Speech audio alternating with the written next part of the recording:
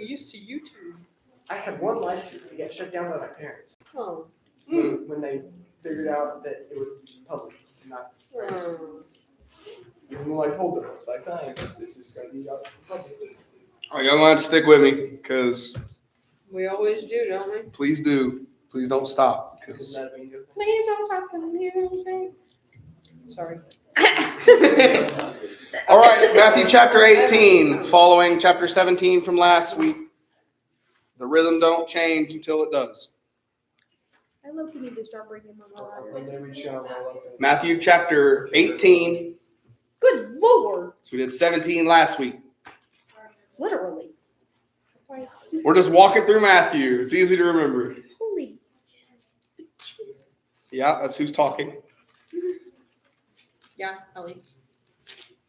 Twist that a little bit. That might be candy. All right, so we're going to get right into the brass tacks here. This is cool. Verses 1 through 7 on chapter 18. It says, at the time the disciples came to Jesus saying, who is the greatest in the kingdom of heaven? And calling to him a child, he put him in the midst of them and said, truly I say to you, unless you turn and become like children, you will never enter the kingdom of heaven. Whoever humbles himself like this child is the greatest in the kingdom of heaven. Whoever receives one such child in my name receives me. But whoever causes one of these little ones who believe in me to sin, it would be better for you to have a great millstone fastened around his neck and to be drowned in the depths of the sea. So immediately here, you have the disciples coming to Jesus to say, who is the greatest in the kingdom of heaven? He pulls a child. Does anybody know why he pulls a child? Children are innocent. Police scanner had something to say, I reckon. What? Who? I reckon. All right. So let's think of it this way. Let's think about a child and how they act. Okay? A child has no other worry in this life other than what they're doing and what their parent tells them to do. They don't know any different because they haven't got enough life under their belt to understand what this world's going to bring. Okay? So, as a child, you have full faith, and it's what it is. A child has full faith that whoever is looking after them will take care of everything they have, everything they need. It is already supplied for them, and they have full faith that it's going to be there. I've never met a child that walked up to somebody and said, I'm hungry, and didn't get fed. That's the faith of knowing it's going to happen. But God is asking you to have that same type of faith. You have the opportunity. You know what the world's already bringing to you. That's where the childlike faith is difficult. Not impossible, but difficult. To have that full faith that everything you need will be taken care of. Not necessarily want, but everything you need. We've talked about this a bunch. A child doesn't have the enemy already barking in their ear, filling their ear with shame, doubt, a bunch of other things. They don't have that.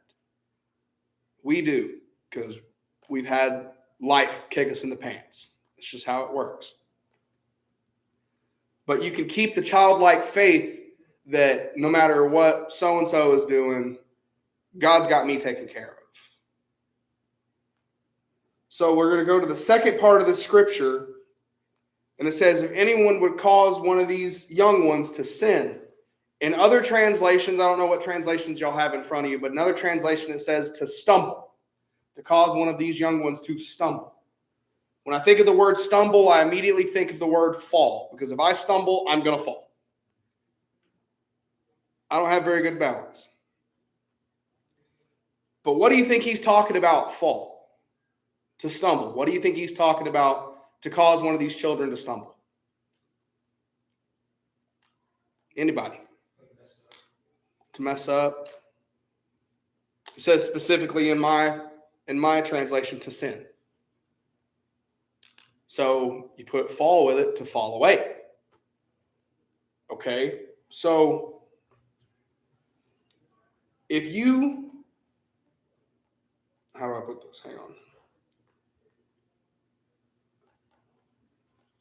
So what are some ways that we could be caused to stumble? Let me go there.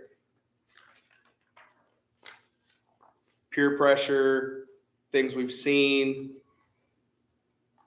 people around us.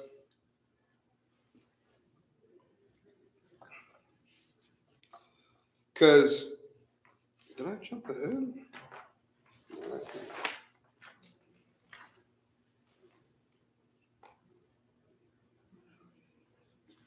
Oh, okay. So people can, it's like feeding you nonsense that you know you'll hold on to.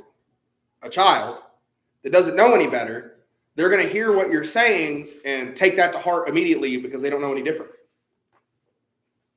Same thing can happen with, say you surround yourself with a group of people that are trying to lead you in a specific direction. Well, come to this party, we won't drink, or we won't do stuff we're not supposed to. That's causing you to stumble. It's feeding you crap that you'll hold on to. Like, here's a big example that's a lot less, like a lot less extreme. It's like mom and dad telling you that you can't have the light on in the car when you're driving down the road at night because it's illegal. That was a lie. If no one's told you this, or you haven't figured it out yet, this is very much so legal. This is just an excuse that your dad told you or your mom told you so they could hide their snacks from you in the back. That's not it. They told me if you turn on the light, we're gonna crash. Yeah, literally. No, mine was, it was illegal. Yep. I believed it till I was like 15. Yeah, that's what mine was. I was always told it was illegal. But I was like, it's to a much lesser extreme, something like that you'll hang on to for a while. Like, well, mom said I can't turn on the light in the car while we're driving down the road at night because it's illegal. I don't want to get her in trouble. This, that, and the other. The same thing can happen with the smallers of the sins. Okay? So this is kind of what I'm referring to. Like I said, I'm learning too, y'all. I'm reading. So just that piece, he's talking about the childlike faith and what would cause them to stumble. We're going to get deeper into what would cause you to stumble as we go on through this chapter. So we're going to go to verses 7 through 9.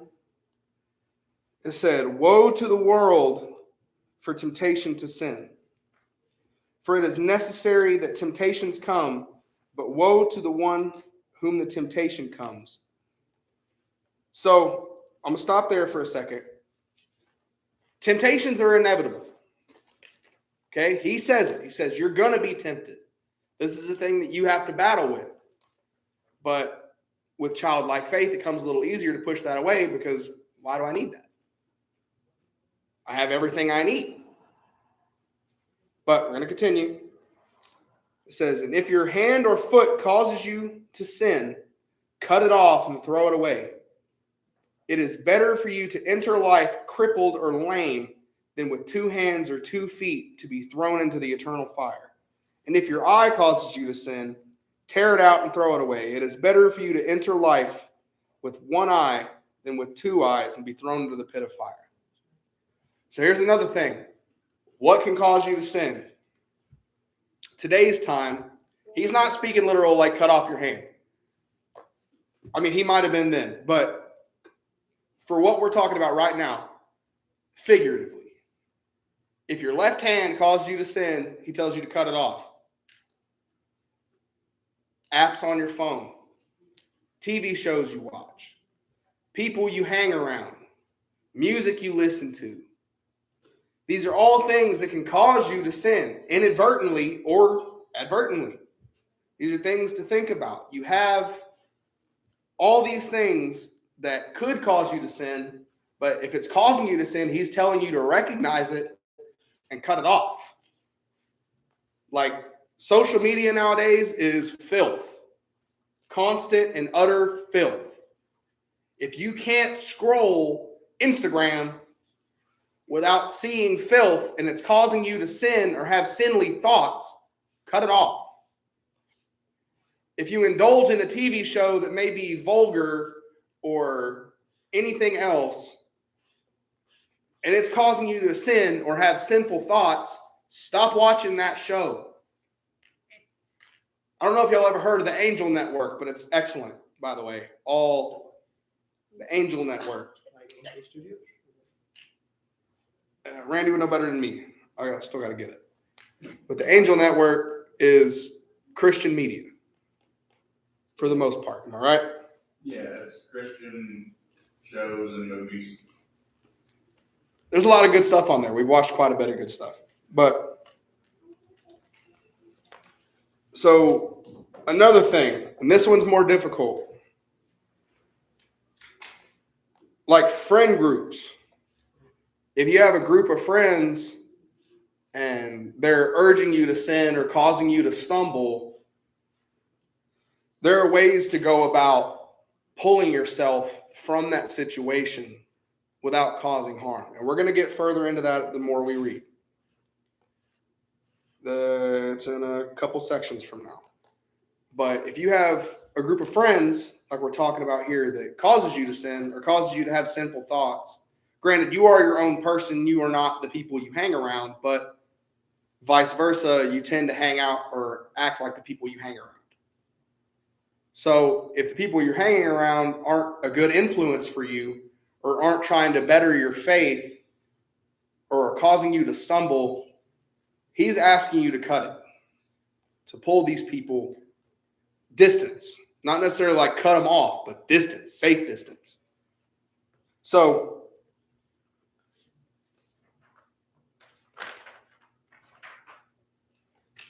with the eye, so something's causing you to sin. Like if your eye is causing you to sin, gouge it out. It's better for you to come back with one eye than be thrown into the lake of fire because you're falling away. That could be, like I said, it could be TV shows, things you're seeing on your phone. It could be the people you hang around. It could be even something as simple as walking down the street and seeing someone you find attractive and thinking about them in a way you shouldn't. That's human brain working, but you have a God that will fight that for you if you're willing to accept Him. So if you can cut off the thing, you can remove yourself from any situation. Once again, you have free will. He gave you free will so you could choose to walk with Him. In the same way, you can hear what He's telling you to do. And if you're in a situation that might be causing you to have unclean thoughts that you know you shouldn't be having, you can just as easily remove yourself from that situation. Okay? Can I interject? Please, please. Sometimes, if you're not an adult, you're stuck in a situation with people that tempt you into sin, like your family. Mm-hmm. And you can't do anything about it. You can't get away from that. You can't distance yourself from that. So, I don't know, just something to think about since we're with a youth group, you know. Mm-hmm. I mean, I hope nobody in here got, you know, somebody that they live with is pushing them in the wrong direction, but there's a lot of kids that are in that situation. What are you looking at? So, And my advice for that situation would, be pray about it. If that's something you're super, adamant about and God's putting it on your heart and, He asks you to remove yourself from those situations, pray for Him to intervene. He can intervene. He's told you time and time again that He's in your life constantly. So if you are in a situation that you can't get away from, prayer. so the millstone around the neck thing, that's, I think, like the most explicit way of, like, I feel like that's really who he's talking to, is parents and guardians and family, teachers and whatnot of children. Because, a lot of times you can get away from it, but sometimes you can't if you live there. Mm-hmm. So that's where there's a certain condemnation for those people that the other, like I was scandalon Mm-hmm. is what's used in the stumbling there. Mm-hmm. And it also in the Greek means to offend. Mm-hmm. So to shame a child or I think he's really talking a lot to family members, guardians, parents, teachers, and stuff like that. We're gonna dig a little into that piece of it. Yeah. But I don't know, that just hit me because we're sitting here talking about kids and trying to get away from it. Well, sometimes kids are stuck in it in their home. Yep. And they can't do anything about it. Mm-hmm. So that's where we're supposed to come in. Yep. I believe. We can't remove somebody from a situation, but we can be the stand the gap, in prayer and everything. Absolutely. Yeah. Be compassionate and loving to the kids that are stuck in those situations. Mm-hmm. Anyway, go ahead. Huh? All right. Let's see.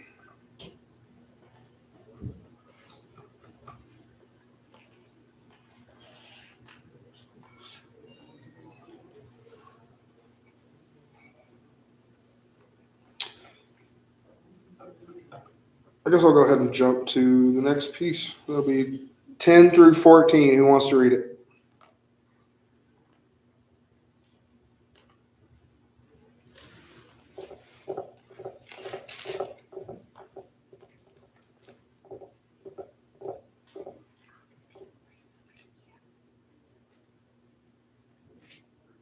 Berkeley, you want to read me 10 through 14? Why not? Or Matthew 18, right? Yeah. Beware that you don't look down on any of these little ones, for I tell you that in heaven their angels are always in the presence of my heavenly Father. If a man has 100 sheep and one of them wanders away, what will he do? Won't he leave the 99 others on the hills and go out to search for the one that is lost? And if he finds it, I tell you the truth, he will rejoice over it more than over the 99 that didn't wander away. In the same way, it is not my heavenly Father's will that even one of these little ones should perish. All right. So, coming off of our last section, sin is a hard thing to get away from. So he's calling you to cut it off, but we know that sin is difficult because often sin feels good. It was designed that way. The temptation is if sin didn't feel good, if sin felt bad, a lot less people would sin and would be pretty much a shoo-in, a spot in heaven. But it's not. It feels good, so it's harder to get away from. The enemy has a greater foothold. But lucky for you, the only man that could walk sinless chose to die for you so that you could be blood-bought and you can be forgiven for what your sin is. Which this is what leads me to this piece here. Jesus talks about the one sheep that left the 99, or that left the 100. It's a shepherd's job to go after that sheep because that makes them money. Or they have feeling for that sheep or those sheep. It's something it's their life work.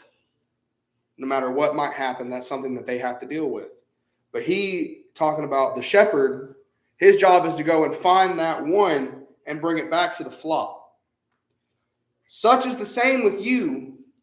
Just because you fall into sin time and time again doesn't mean that Jesus isn't going to come for you specifically.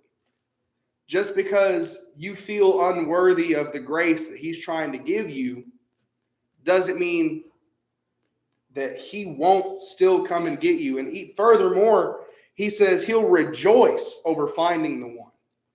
It's a great thing for him to be able to bring his children back home. And this is where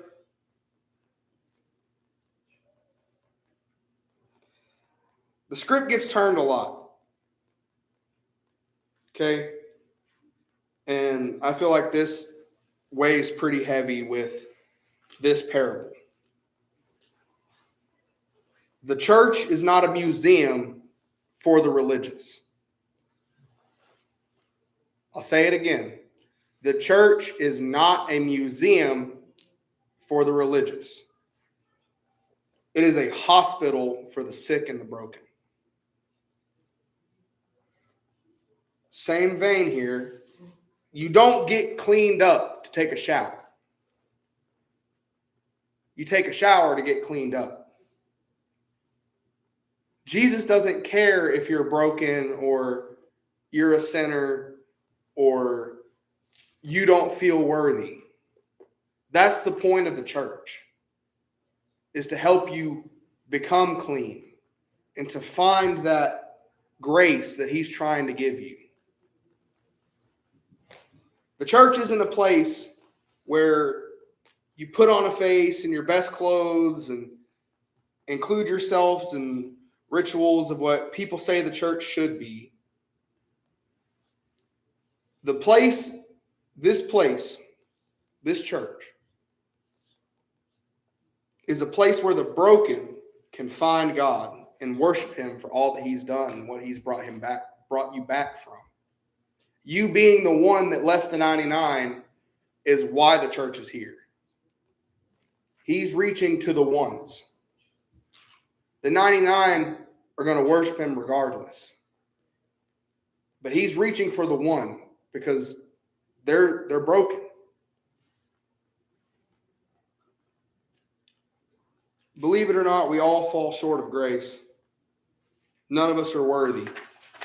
But that's why he died for us, so that we can be forgiven. So we're going to go ahead and move to 15 through 20.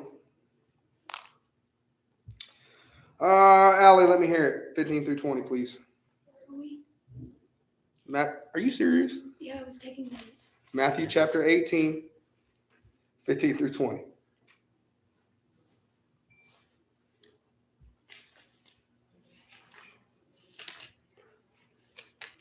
Chapter what? Chapter 18, Okay. verses 15 through 20. Restoring a brother? If a brother sins against you, yes. Okay. If a brother sins against you, go and rebuke him in private. If he listens to you, you have won your brother. But if he won't listen, take one or two others with you, so that by the testimony of two or three witnesses, every fact may be established. If he doesn't pay attention to them, tell the church if he doesn't pay attention. Even to the church, let him be like a Gentile. Mm-hmm. I can't. My pages. Okay. And a tax collector to you. Truly, I tell you, whatever you bind on earth will have been bound in heaven, and whatever you lose on earth will have been, what is that word? Loosed. Loosed, and whatever you lose on earth will be loosed in heaven. Again, truly, I tell you, if two of you on earth agree about any matter that you pray for, it will be done for you by my Father in heaven. For where two or three are gathered together in my name, I am there among them. All right, so Jesus tells us how to handle people in our life that are drawn to sin. So this one kind of gets funky with what Randy just brought up. Because he calls us, he says, if a brother sins against you, go and tell them of their fault. And if they don't listen, go grab someone else and go together to tell them about their fault. Okay?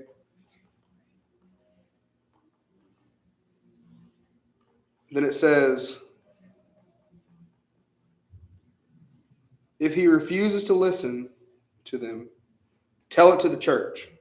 And if he refuses to listen, even to the church, let him be to you as a Gentile or a tax collector. Shut the door. This is where you ask for God to intervene. It's no longer in your hands. Solely in God's hands, you ask them to leave. This is the correct way to go about removing someone from your life or from a church or from whatever establishment that you need. Biblically, this is how you handle it. If they won't listen to you, go grab someone else that knows the same truth. Take them to that person and ask them, tell them what they've done wrong, and ask them to fix it. If they don't fix it, take it to someone higher of power, which in this case would be the church. Take them to the church, and if they still won't listen to the church even, you close the door and allow God to handle it until it's corrected. I'm not saying it can't be fixed, because God can move mountains. He's moved mountains in my life. He's changed me a lot more than I used to be.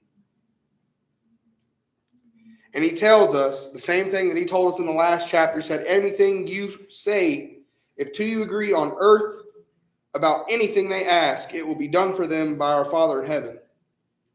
Anything you loose or anything you bind on earth will also be bound in heaven. Anything you loose on earth will also be loosed in heaven. It's the same thing of letting go of, what's the word I'm looking for, Randy? Help me out. Tradition. Letting go of tradition or starting new tradition. As long as it's biblical and it's what he asks and it aligns with his will, if it's something he's calling you to do, then it will be bound. If he asks you to stop doing something or something just don't feel right about whatever tradition that's running, wherever you're at, if he asks you to stop it, if you loose it, it is also loosed in heaven. It's let go. And then he says, for where 2 or 3 are gathered in my name, there I am among them.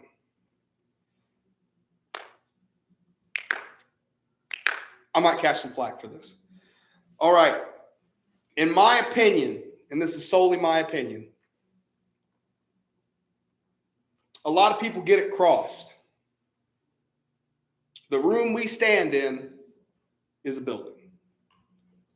It deserves the respect and the honor because people worked hard to put this place together for God. They worked hard, and they worked hard to manage it, and they worked hard to fund it. But in my opinion, this isn't holy ground until 2 or 3 are gathered in his name and the Spirit falls on this place, as he says. You're free to interpret it whatever way you believe, because I don't want to be wrong and lead y'all astray. But from how I believe and how I interpret it, I believe exactly these words. For wherever 2 or 3 gather in my name, there I am. A church is the body. Back then, they didn't have buildings. And if they did, I'm sure they weren't as cool as this one. But, I mean, Jesus preached to people standing on a boat on the Sea of Galilee. He preached to people in the street. He preached to people everywhere, saving lives anywhere, at the pool of Bethesda. A church is where 2 or 3 gather in his name. And that's my opinion. You take that how you will, but from my reading and my understanding, that's how I take it. I believe that's it's specifically worded that way on purpose. Because they had names for religious buildings back then. Mm-hmm. And, they were called synagogues and whatnot. But when they invented the word for church, ecclesia, it doesn't mean a building. It means called out ones. It means the group of believers that are sent out to spread the gospel. Mm-hmm. That had nothing to do with a building. They could have named it like a building, like they had synagogues. They could have had churches. But that wasn't the word that they chose. They chose a word that represents a group of people. And I think they did it on purpose. That's also what I believe. All right, so we're going to move forward before I get on a tangent. We'll go verses 21 through 35. Randy, hook me up. Then Peter came to him and asked, Lord, how many times will my brother sin against me and I forgive him and let it go? Up to 7 times? Jesus answered him, I say to you, not up to 7 times, but 70 times 7. How far do you want me to go? To the bottom of that. I'm going to break the whole thing down. Therefore the kingdom of heaven is like a king who wished to settle accounts with his slaves. When he began the accounting, one who owed him 10,000 talents was brought to him. But because he could not repay, the master ordered him to be sold, with his wife and his children and everything that he possessed, and payment to be made. So the slave fell on his knees and begged him, saying, have patience with me, and I'll repay you everything. And his master's heart was moved with compassion, and he released him and forgave him, canceling the debt. But the same slave went out and found one of his fellow slaves who owed him 100 denarii, and seized him and began choking him, saying, pay me what you owe. So the fellow slave fell on his knees and begged him earnestly, have patience with me and I'll repay you. But he was unwilling, and he went and had him thrown in prison until he paid back the debt.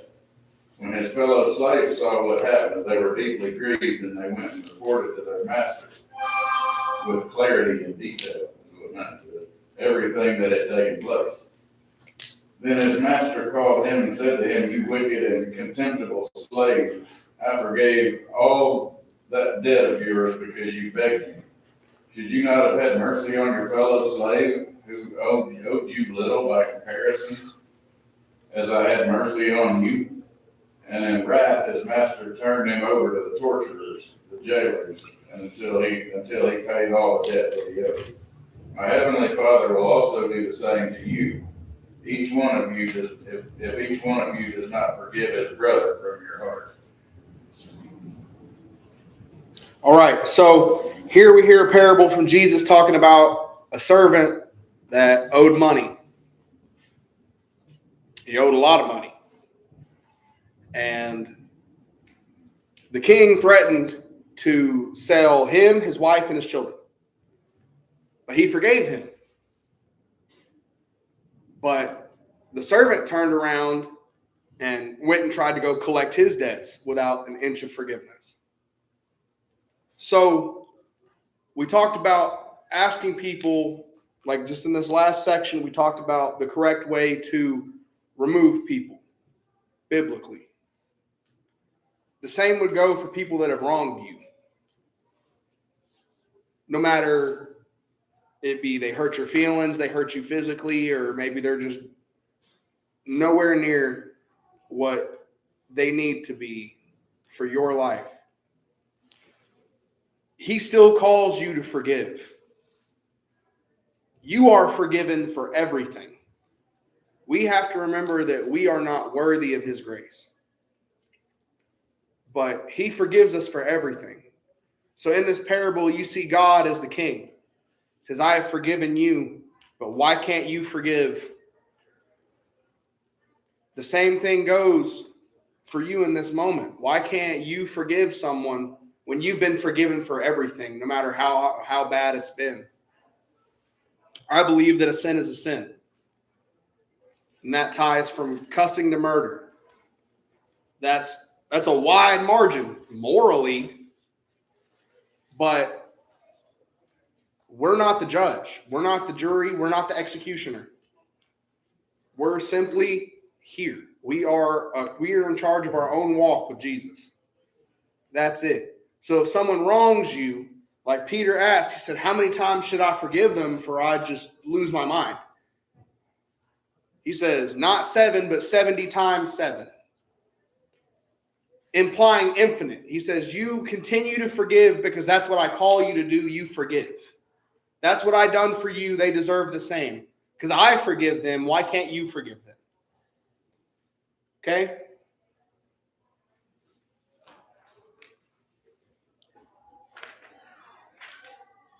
You know, God is rich in compassion.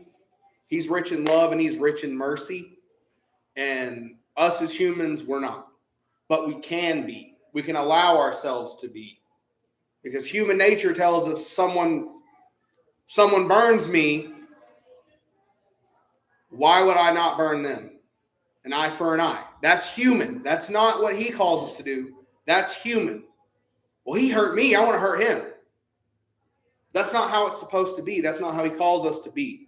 We talked about this week. He said, do not be vengeful, for vengeance is mine. I can't place this immediately. If you remember it, do holler. I don't remember where it's at. Right on in. But he calls you to forgive, not be vengeful, but to forgive. Do not be vengeful, for vengeance is mine. He'll take care of the problem. If they're not supposed to be here, or they're not supposed to be in heaven, he'll be the one to decide it, not you. You're in charge of your walk, your faith, and your heart, your grace. God gives you a measured amount of grace and tells you to give it to people. It's your job to give it, not your job to just hold it. We're not worthy of it. Nobody's worthy of it.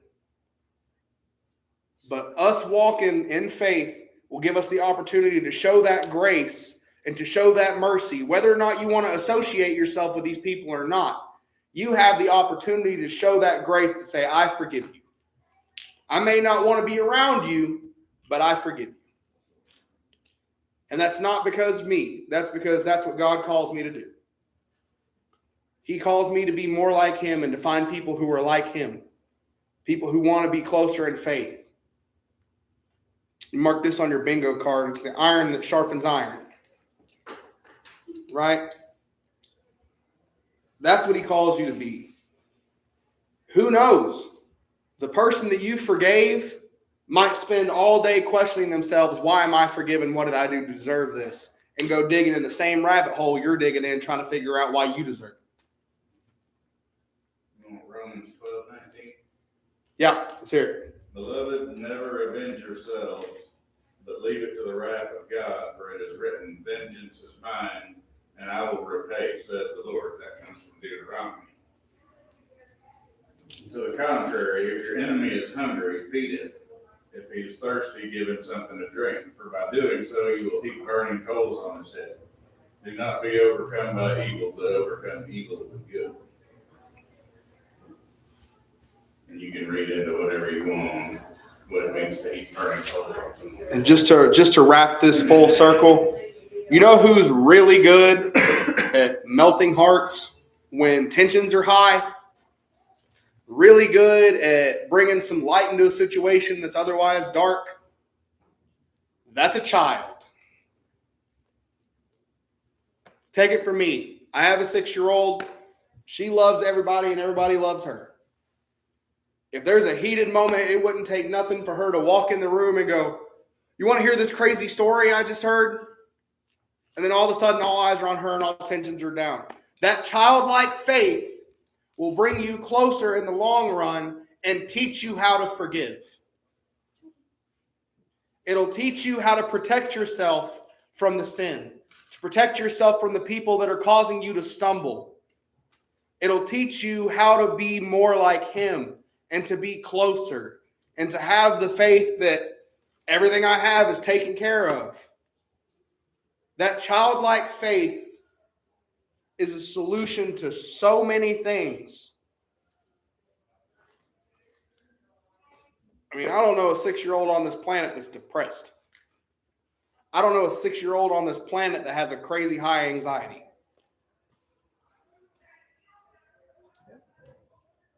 There's a reason for that. They don't have the enemy barking in their ear at all times. Aurora, what did you eat for lunch today? What did you eat for lunch today? Chicken wings? Chicken wings, were they good? Yes.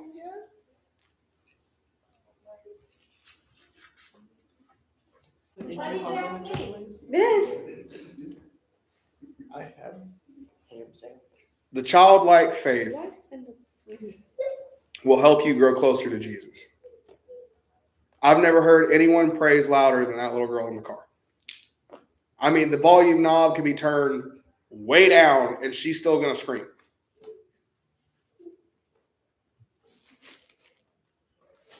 Wouldn't it be joyous to be able to walk into a church, know why you're there, understand why you're there, and be able to raise your hands and praise as loud as a child that has no care for who's looking?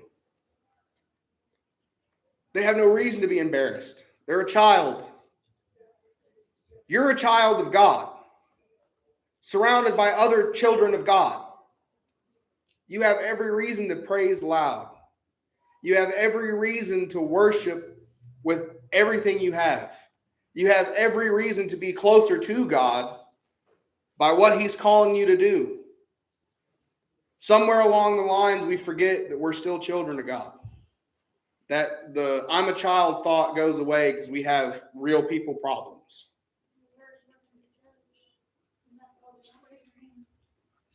Because we don't want somebody to look at us differently. In my opinion, look at me differently. I do my level best to be the same person in and outside of this church. You're the only person in this world. Doesn't matter who else likes you to, only about you and God. You're the only reflection you can see. Mm-hmm. So like it or love it and get some more of it. Heard that. Any prayer requests this week? And yeah. Do you understand verse 22? Verse 22. I've never understood that verse, like, thoroughly. So you're not gonna move. Here, you go back down. Hold on. Jesus said to him, I do not say to you 7 times, but 77 times. Yeah, I've never understood that. That's what I said a minute ago. I didn't hear you. He said, Peter asked, how many times should I forgive someone for wronging me? To which Jesus answers, as many times as you're told to do it. It's not your job to hold anger and resentment. It's your job to forgive. It's your job to love no matter what the circumstance is. That's what I take from it. He was just putting a big enough number out there that you would never even reach it, so. Oh. See, that's